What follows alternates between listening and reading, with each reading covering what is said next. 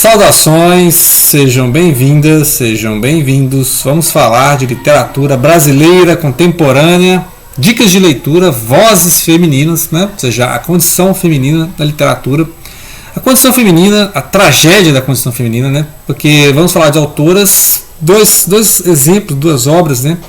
Em que a condição feminina é marcada pela violência, pelas condições de miséria, e uma mais leve, assim, né? Para contrabalancear, porque, por exemplo, esse Caminhando com os Mortos, da Micheline Veruschi, né?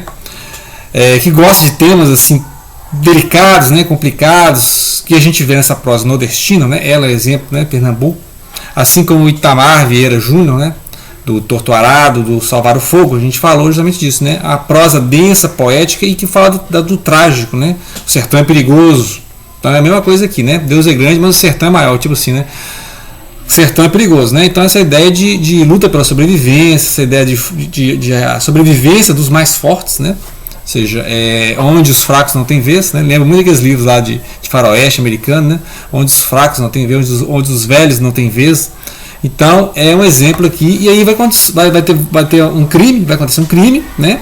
Inclusive tem vários aparatos estatais aqui, perícia, né? Depoimentos, né? Delegacia, depois. Aí você vai com essas várias vozes, porque não tem uma, né? Não tem assim, você vai montando a história, né? O problema que eu estou entendendo até aqui não tem esse guia, né? Ou seja, não tem esse narrador que sabe tudo, e vai jogando esses relatos, né? Inclusive trechos de depoimentos, né? Coisa técnica mesmo, de relato de uma morte. E aí você vai entrando na investigação, né? Você vai entrar nessa investigação junto com a perícia, junto com os peritos, junto com a polícia, e vai acompanhando a família também da vítima, né? Então a jovem que morreu de forma trágica, e aí vai mostrar os pormenores dessa morte, tá?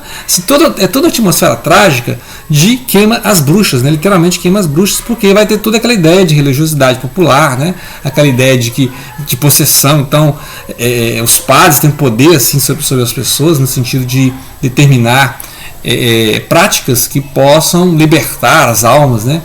Então, por exemplo, pode ser cometido um crime em nome, né, dessa suposta salvação, por esse sacrifício, né, esse sacrificar-se humano, esse sacrifício humano, mas não é dado de cara esse problema, né? Ou seja, ele é dado em etapas, em camadas, então você vai entrando na história e vai percebendo o trágico da situação, né? Então, a ótima assim, descrição, né?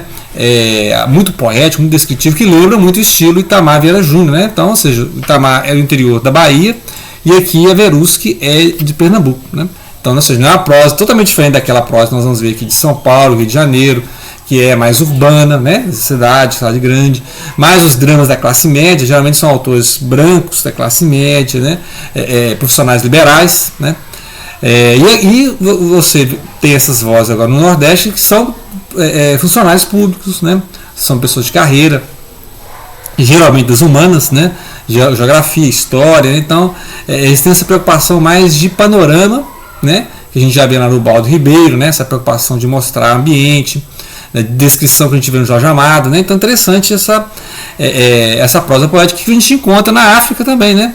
Na África lá com Mia Couto na África, e em Portugal com Walter Ugumãe, né? Eu sei que essa prosa densa, cheia de descrições, a narração se mistura com a descrição. Então aqui são os dramas, né? Então se eu contar mais aqui vai atrapalhar a experiência. Então por enquanto ninguém está contando história, ninguém está resumindo o livro, então não serei eu que vai fazer isso, né? Então até onde eu cheguei aqui eu estou achando muito pesado, assim, muito denso. Não é um livro fácil, né? Assim, é muito poético, muito bem escrito, mas a história não é fácil, né? Assim, os dramas familiares que tem aqui, as mortes são fortes, né? Então o sertão é perigoso, né? Essa é a dica que eu deixo aqui desse novo livro da Veruschi, né? Que o pessoal gostou muito do livro da onça, né? Que ela conta a história dos meninos da Amazônia, né? Os índios, né? Que são levados para a Europa. Não li ainda, né? Está na minha lista de leitura. É assim que eu terminar isso aqui, então, né? Caminhando com os Mortos, nós vamos ver esses livros O Som do Rugido da Onça, que é de 2021, que ela vai contar a história das crianças, né, que foram para casais de crianças indígenas foram levados para a Europa, né, assim como o troféu de exótico, né, como são exóticas as crianças brasileiras, né. E aí não li o livro, então não posso falar. Esse livro aqui, assim, continua uma prosa, assim, como eu falei, nordestina, né, é totalmente diferente desses autores aqui do Sudeste. Então são os autores do Nordeste mesmo, né? Então fica a dica, não é um livro fácil, gente, não é assim, muito bem escrito, mas não é um livro fácil. Muito bem, outro livro difícil. Você quer outro livro difícil? Então mais um livro difícil, O Peso do Pássaro Morto, né? Da Aline Bay, que de São Paulo, né? São Paulo, então tem várias referências a São Paulo, etc. É uma prosa assim, um pouco menos densa que a da Veruschi e que do Itamar Vieira Júnior, mas é uma prosa assim, uma prosa em verso, interessante, né? É uma prosa poética em verso, né? Prosa poética em verso mesmo, né? Ou seja, então ela tem toda a descrição, todos os diálogos, né? Toda a forma de pensamento, de fluxo de consciência. É um imenso monólogo, né? E aí você acompanha essas datas aqui, ó, esses números, né? Não é código de informática, né? Assim, momentos na vida da personagem que está narrando, né? Você tem um monólogo, primeira pessoa, longo, assim, a pessoa vai narrando. Não tem nome, é uma mulher que não tem nome, né? Não achei o nome dela aqui. Então, anônima, né? Então, essa ideia de fazer personagens sem nome que você pode identificar, a pessoa pode ler aqui e se identificar com várias coisas, porque é a condição feminina, né? Então, você tem várias idades e em cada idade ela sofrendo perdas, sofrendo violência, né? Então, você tem aos 8 anos, né? Tá na escola, tem amizades, e a primeira amiga morre de forma trágica e gratuita, né? Se morre, e ela vai entender a morte, né? De repente, de 8 anos. Uma criança de 8 anos entender o que seria a morte, né? A perda da amiga que jamais voltará, né? Então ela tem uma amiga da escola e nunca mais vai ver essa amiga, né? Então é uma perda. E ela vai escrevendo os vizinhos, né? A mãe e tal. E aí depois vai dar um pulo, né? E aí vai mostrar a adolescência, né? Adolescência no show de rock e tal, com as amigas. Como é que uma escolha, né? Um momento assim de deslize vai causar uma inimizade com o possível namorado, o namorado não vai aceitar, né? Vai criar todo um drama, né, assim, de rede social mesmo na escola, né? Porque basta hoje em dia uma foto para destruir uma vida, né? Então a foto tirada no momento que você não quer pode destruir a sua vida, né? Então ela vai mostrando todos esses momentos delicados em que aí vai ter a briga com o namorado, né? E depois vai ter uma cena de violência, porque em dado momento este namorado, né, que nunca aceitou essa brusca, né? Essa questão, nunca aceitou as desculpas que ela tem a propor, né? Então, assim, é um cara possessivo, né? E foi uma coisa assim, meio traumática para ambos, né? E ele nunca aceitou isso, aí vai novamente a violência. Então, aquele ciclo de violência, mais violência. Da violência vai nascer uma criança, né? Que ela não vai entender, porque ela não aceitou a criança, não aceitou, né? Obviamente, né? Complicado isso, né? Então, a criança veio, a criança não tem culpa, né? Mas na mente, né? O problema é a mente, né? Mente, isso ficou traumático, obviamente, e aí ela não aceita, e assim, isso vai aumentando os ciclos de desentendimento, porque quem praticamente está criando a criança é a empregada, né? A empregada vai criando essa criança, e a mãe não tem contato, pouco contato, assim, não há a única ponte entre eles é justamente a empregada. Aí vai passando o tempo, né? A mãe vai trabalhando, né? Então trabalha fora, trabalha acho que é secretária, né? Secretária numa empresa de advogados. E aí a mãe tem pouco contato com esse filho, o filho vai crescendo adolescente, no videogame, televisão, né? Sim, só conversa com a empregada, né? Tem essas questões mesmo. E vai surgindo essa falta de intimidade entre eles, né? Eles não sabem o que conversar, né? E aí vai passando o tempo e é outro salto de temporal aqui e vai ser a morte da empregada, né? Que a criança, já adolescente, né? Que soltou o tempo aqui, a criança, a gente viu aqui no início, já está quase, né, um adolescente, um jovem, e aí ele vai saber o que aconteceu com a empregada e vai encontrar a empregada morta, né? Então outra cena assim chocante. Então é um livro assim que é menos denso que a da Veruschi, do Itamar Vieira, né, ou do Walter Ugumãe ou do Mia Couto, mas a linguagem é poética, né, assim, o peso das palavras, mas a história é uma história assim de tragédias, né? Então não é também um livro fácil. Você pode ler aqui em 2 horas, você senta aqui em 2 horas, você lê, né? É um livro muito pequeno, vê quantas páginas que ele tem aqui, ó. Que vai acompanhando até a morte da protagonista, né? Então ela vai seguindo 165 páginas. 165 páginas. Então é um livro curto, né? Você tem toda uma vida aqui, mais de 40 anos, né? Porque você começa lá, 8 anos, tal. Você tem mais de 40 anos aqui da vida da personagem, que não tem nome. Não tem nome. Então, esse é um problema assim, de identificação, né? É bom por um lado que qualquer pessoa que lê vai se identificar, porque não tem nome, né? Você pode ser seu nome, né? Pode ser seu nome, mas ao mesmo tempo fica fluídica. O problema da personagem fluídica, né? As personagens estão perdendo peso, a gente não guarda o personagem, já falei isso uma vez, né? Personagens marcantes. Tem personagens que são tão bem construídos que você acha que ele existe mesmo. Dorian Gray você acha que existe mesmo, né?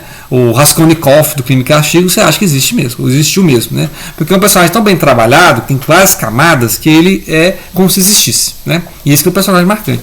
Os personagens hoje vivem muito em função da narrativa. A narrativa está criando o personagem em função dela mesma, e aí você não tem aquele personagem palpável que você sofra, né? Então você sente o drama da coisa, mas você não consegue se identificar a ponto de sofrer com o personagem, né? Ele é muito esfumaçado, é um personagem esfumaçado, né? Mas é um livro muito bom, né? Então marcou a autora, está começo de carreira já, né? Já chegou assim, né? No horário nobre, como dizem, chegou no horário nobre, inclusive agradece, graças às oficinas do Marcelino Freire, né?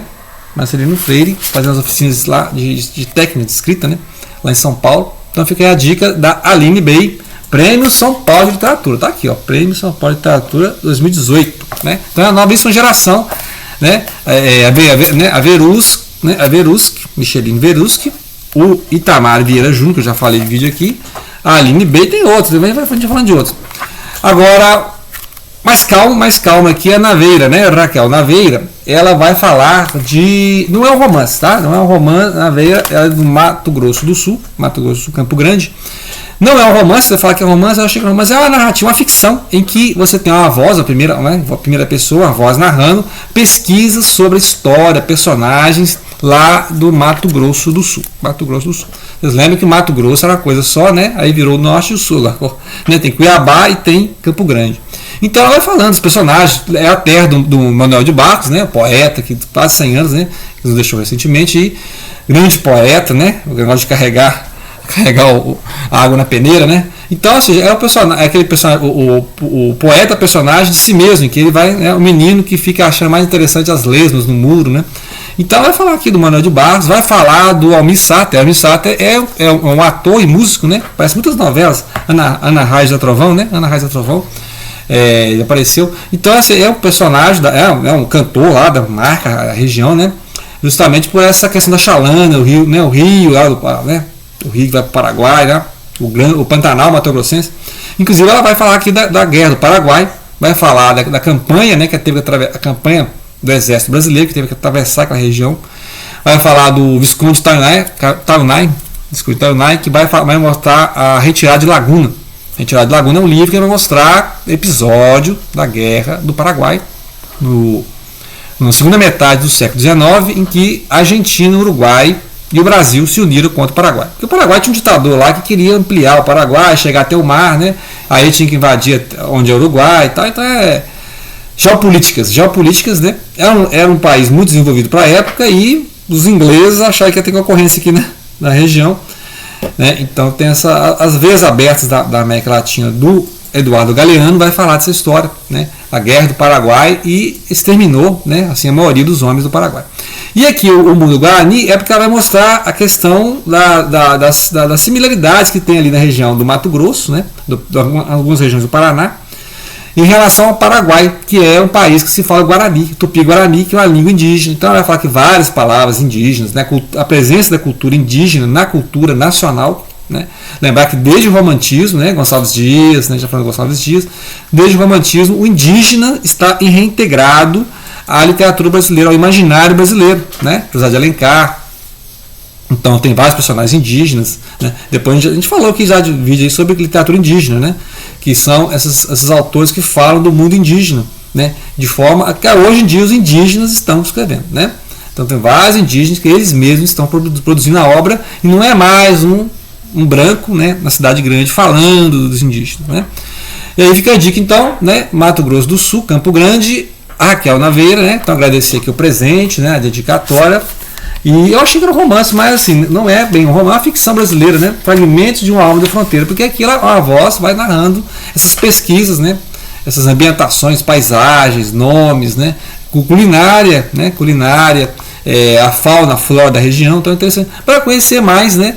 Para conhecer mais a vida lá no Mato Grosso do Sul, né? A gente conhece pouco sobre o Pantanal, maiores reservas ecológicas do mundo aí, Amazônia, Pantanal, e a gente conhece pouco o Brasil, né? Então fica aí a dica de leitura, né? Vocês conseguem com a autora, vou deixar o Facebook aí direto com a autora, né? Vocês conseguem o Mundo Guarani, e no final tem até um glossário aqui de palavras indígenas, né?